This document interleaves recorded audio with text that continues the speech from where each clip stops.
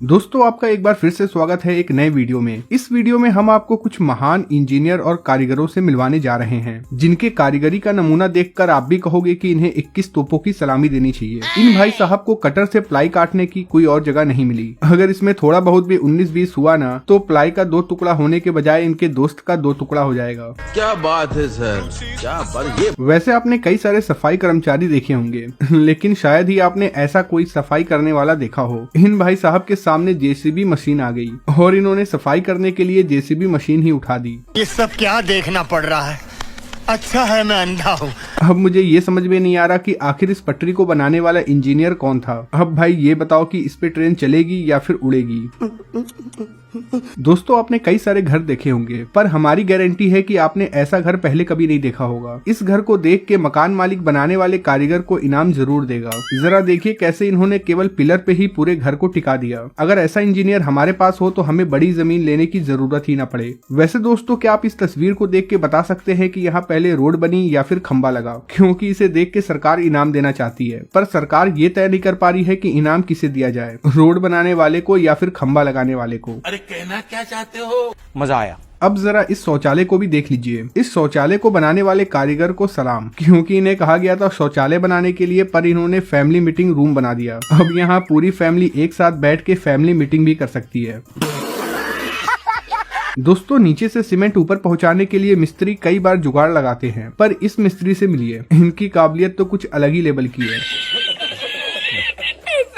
दोस्तों जब हम अपना घर बनवाते हैं तो ये उम्मीद करते हैं कि हमारा घर 50 साल तक तो चलेगा ही, लेकिन जरा इस मकान को देखिए। अभी ये मकान बन रही है और इसमें अभी से क्रैक आ गया। ये 50 सालों तक चलने के बजाय 5 दिन ही चल जाए बड़ी बात है। दोस्तों कहते हैं कि घर का पिलर जितना मजबूत बनाया जाता है घर उतना ही मजबूत बनता है, लेकिन इन भाई साहब ने जो पिलर बनाया है ये पिलर तो पहले से ही मरा हुआ है। इसे देख के तो ऐसा लग रहा है कि इसकी अर्थी उठने वाली है। इस पे घर क्या खाक बनेगा?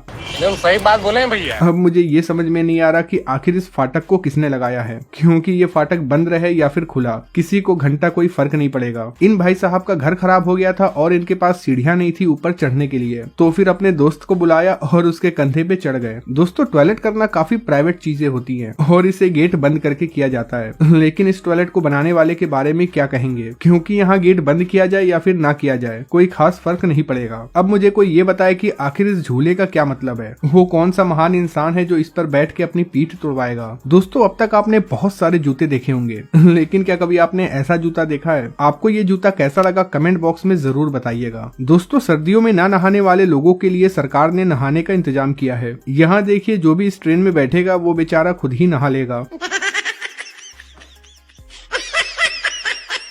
कुछ लोग इतने बड़े नशेड़ी होते हैं जो खुद भी पीते हैं और दूसरों को भी पिलाते हैं, लेकिन न जाने किसने इस सांड को ही दारू पिला दी।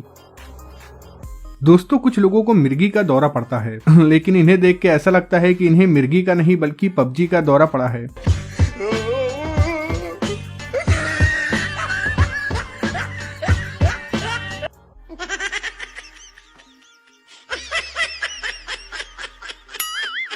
कुछ कारीगर ऐसे होते हैं जो बहुत मेहनत से काम करते हैं और जब इनके मेहनत का परिणाम निकलने वाला होता है तो कुछ लोग उनके मेहनत को इस तरह से बर्बाद भी कर देते हैं। कोई है जो हमें ये बताए कि आखिर इस गेट के बनाने का मतलब क्या है, क्योंकि ये गेट आगे जाए या पीछे बस दीवार को ही ठोकता रहता है। यहाँ पे 2 वॉशरूम है और गेट एक ही है। अब दिक्कत ये होती है कि अगर पप्पू यूज करेगा तो पापा नहीं यूज करेंगे और पापा यूज करेंगे तो पप्पू यूज नहीं कर पाएगा। यहाँ कमोड लगा दिया और गेट भी लगा दिया, लेकिन जब गेट बंद करो तो गेट बंद नहीं हो रहा था, लिहाजा इन्होंने गेट को ही फाड़ दिया। ये एक ऐसा कमोड है जिसे देख के बनाने वाले के लिए मुंह से तारीफ निकल जाती है, मगर जो करने के लिए गए हैं वही नहीं निकल पाती।